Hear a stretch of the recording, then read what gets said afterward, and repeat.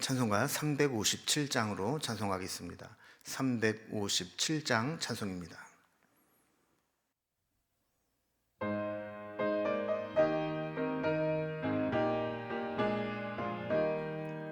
주 믿는 사람 일어나 다 힘을 합하여 이 세상 모든 마귀를 다 쳐서 멸하세.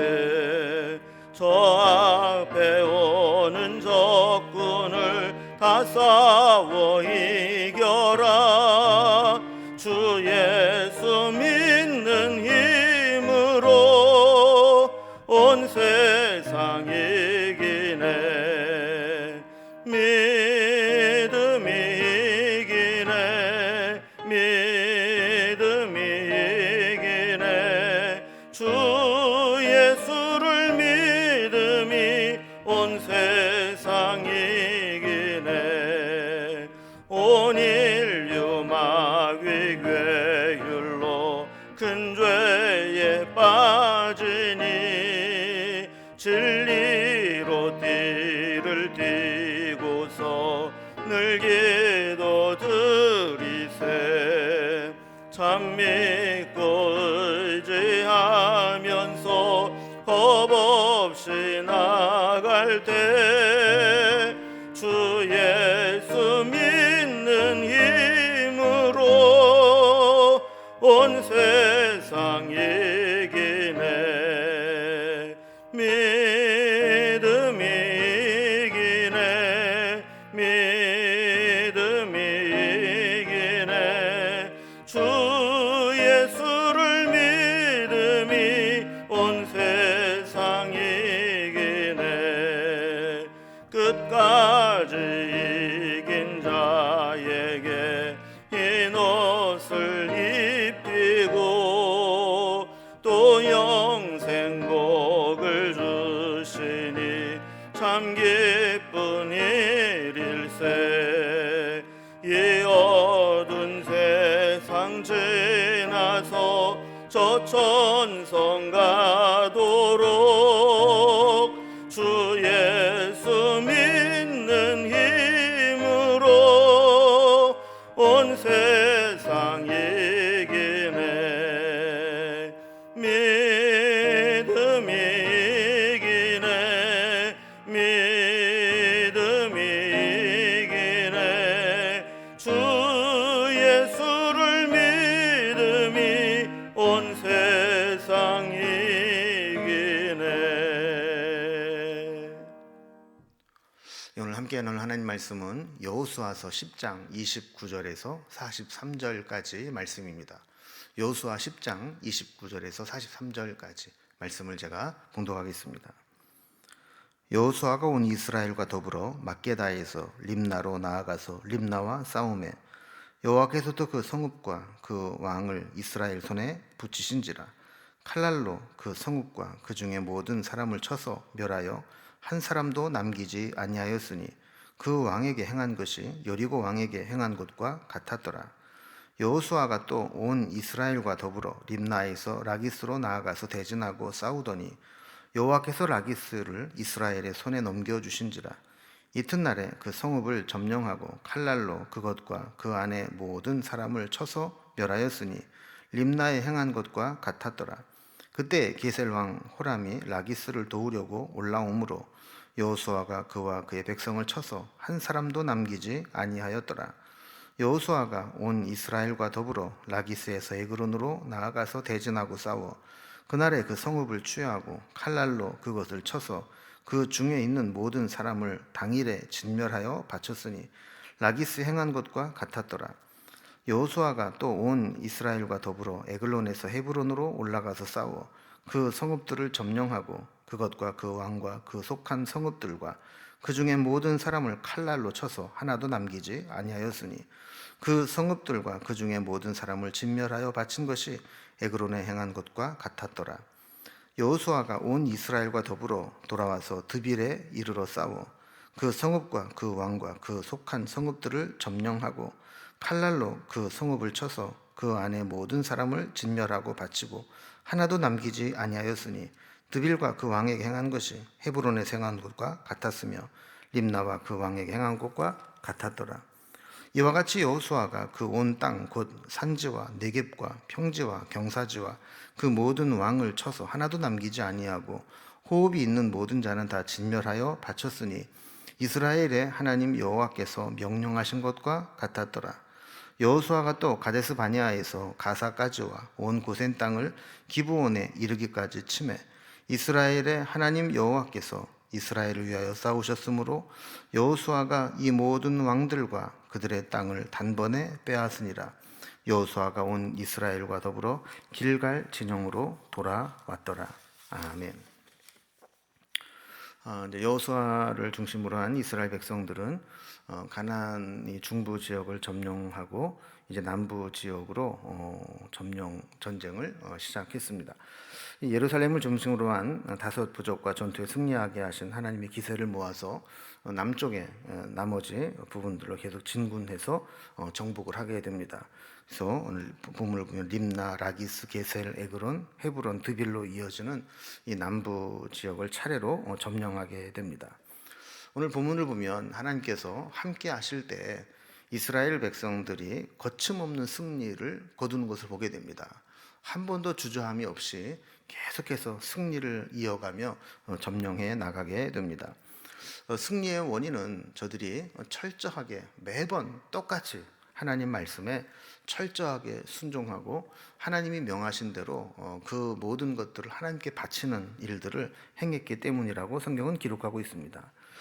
특히 오늘 본문을 보면 가나안 정복 전쟁은 이 세상의 다른 전쟁과 좀 특별히 다른 점이 있습니다. 다른 전쟁은 정복을 하게 되면 전리품을 취해서 나누게 됩니다. 그런데 이 정복 전쟁의 특징은 모든 정복지와 사람들 다 하나님께 바치는 하나님의 것으로 드리는 그런 의미가 있습니다.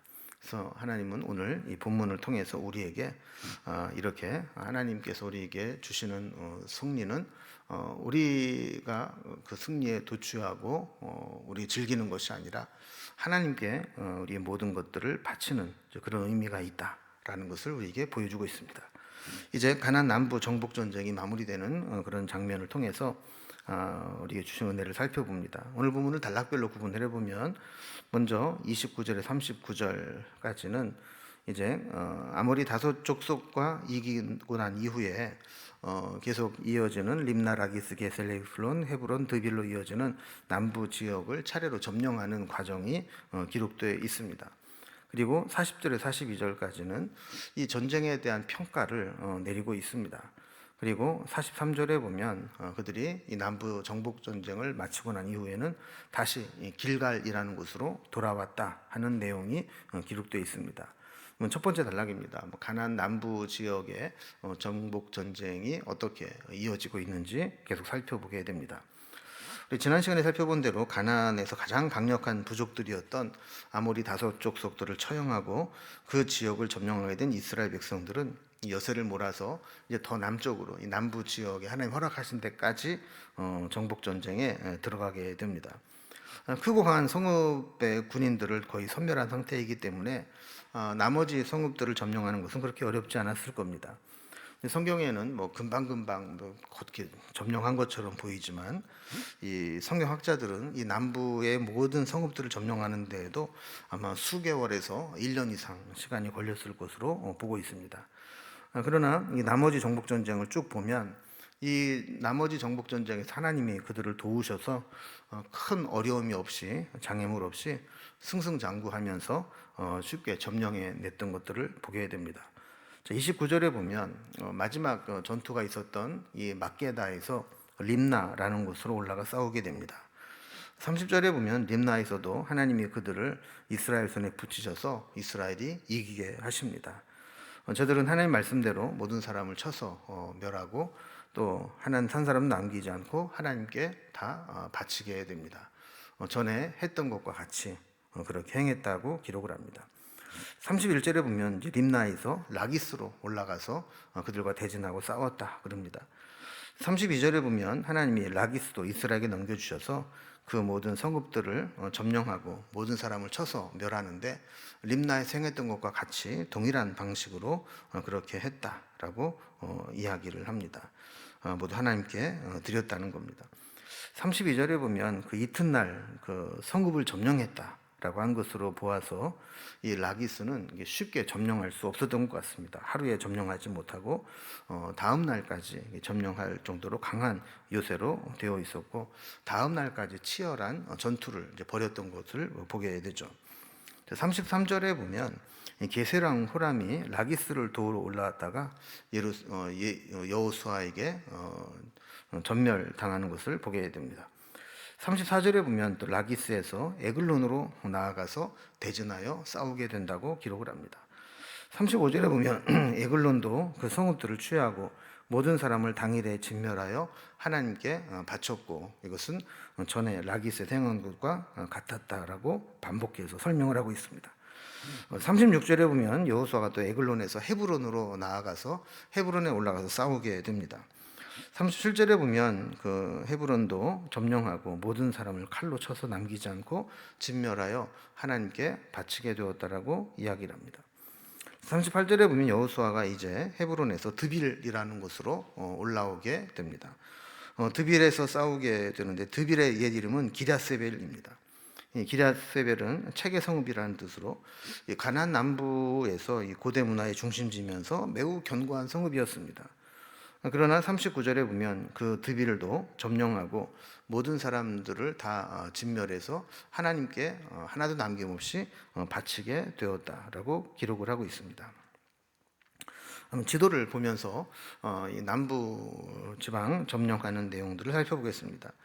막게다에서 림나로 진군한 이스라엘은 기어서 화살표를 따라가다 보면 라기스, 또 에글론, 헤브론, 드빌까지 점령을 하고 가나안 남부 지역의 모든 땅들을 다 점령하게 됩니다. 여호수아와 이스라엘 백성들은 거듭되는 승리에도 불구하고 교만하거나 긴장의 끈을 놓지 않았습니다. 우리가 오늘 본문을 살펴본 것 중에 계속 반복되는 것지만 어디에서 행한 것과 같이 행하였더라 이렇게 이야기를 하면서 그들은 지속적으로 어디를 가든지 하나님 말씀에 순종하고 하나님의 뜻대로 전쟁을 이행했던 것들을 보게 됩니다. 자, 이렇게 지속적인 순종과 변함없는 충성이 승리의 비결이 되는 것이죠.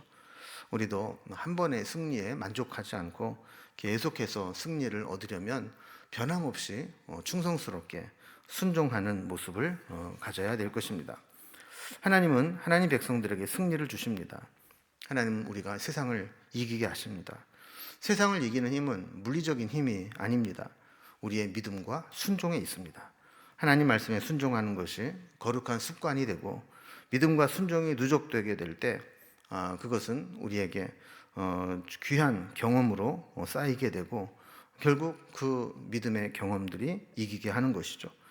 여러분, 금년에 우리가 믿음으로 싸워야 될 것들은 어떤 것들이 있는지 한번 돌아보면서 우리가 아무리 연속적으로 힘든 상황들을 만난다 할지라도 끝까지 지속적인 순종과 변함없는 충성으로 끝까지 믿음으로 승리하는 한 해가 될 수 있기를 주님의 이름으로 기원합니다.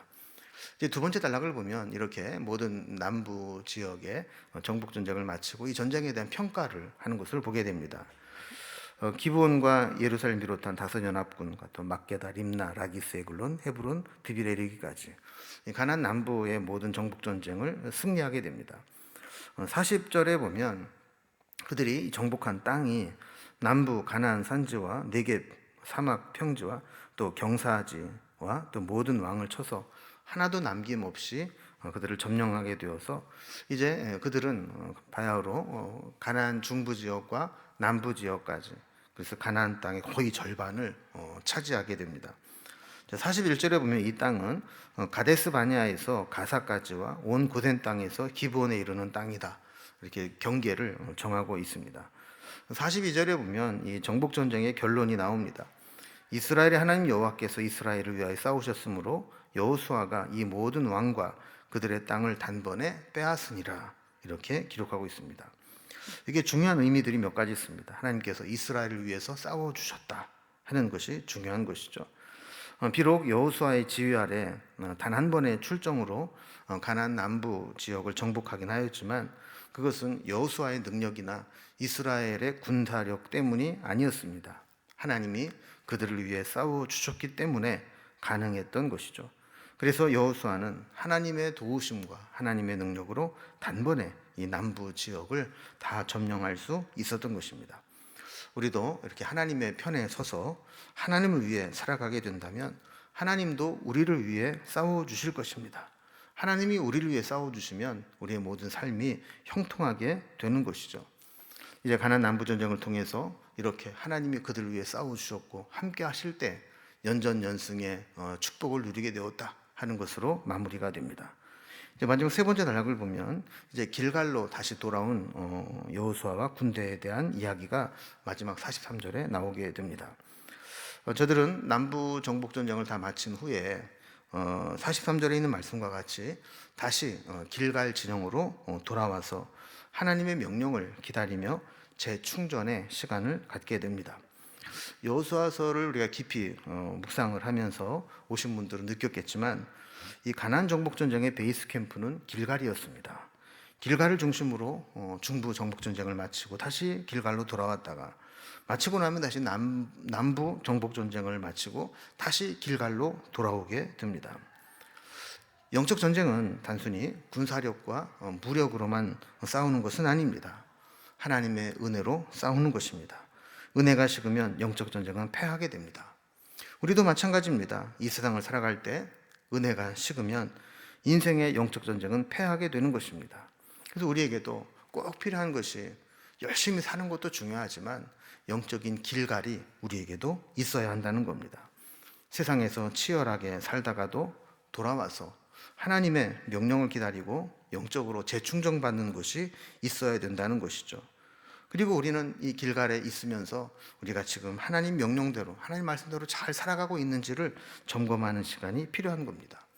그것이 우리의 기도 시간이 되었든 큐티 시간이 되었든 말씀 공부 시간이 되었든 어쨌든 우리에게는 이 세상에서 열심히 살아가는 것도 중요하지만 중간중간 길갈이라는 곳에 우리가 하나님의 말씀을 듣고 재충전되는 시간이 필요한 거죠. 아무리 비싸고 좋은 핸드폰을 가지고 있어도 배터리가 완전히 방전돼 버리면 전원을 킬 수가 없고 작동할 수 없습니다. 마찬가지로 우리가 아무리 능력이 많고 아무리 열심히 한다 할지라도 영적인 은혜가 방전되어 버리고 하나님의 주신 힘을 공급받지 못하게 된다면 우리는 아무것도 할 수 없는 지경이 되고 마는 겁니다. 우리가 특별히 금년에 우리의 길갈은 어디인지 돌아보면서 그 길갈을 사수하고 우리가 늘 길갈로 돌아가서 다시 하나님의 말씀과 은혜로 채움받는 그런 삶이 될 수 있기를 주님의 이름으로 기원합니다. 기도하겠습니다. 하나님 아버지, 이스라엘 백성들이 아무리 승리를 경험했다 할지라도 변함없는 충성과 순종으로 그 승리를 이어갔던 것을 살펴보게 됩니다. 그리고 하나님께서 싸워주시니 그 땅을 단번에 빼앗을 수 있었다고 말씀하신 것처럼 우리에게 중요한 것은 우리의 힘과 능력이 아니라 하나님이 우리를 위해 싸워주시는 것임을 깨닫게 되었습니다. 그래서 저들은 전쟁을 마치고 나면 길갈로 돌아와 기도하고 하나님 명령을 기다리며 재충전의 시간을 가졌던 것을 보게 됩니다. 우리도 금년 한 해 동안 열심히 살아가지만 그보다도 중간중간 하나님의 은혜로 재충전 받을 수 있는 우리의 길갈이 우리에게 있어질 수 있도록 인도하여 주시고 길갈을 떠나지 않고 길갈에서 하나님의 은혜를 체험하는 우리의 삶이 될 수 있도록 인도해 주시옵소서. 오늘도 우리가 이렇게 기도하는 시간, 하나님 말씀 앞에 서는 시간이 길갈로 돌아오는 시간이 되게 하시고 이 시간마다 하나님 우리에게 필요한 은혜를 베풀어 주시옵소서. 예수님의 이름으로 기도드리옵나이다. 아멘. 각자의 두 주먹들로 자유롭게 기도하시겠습니다.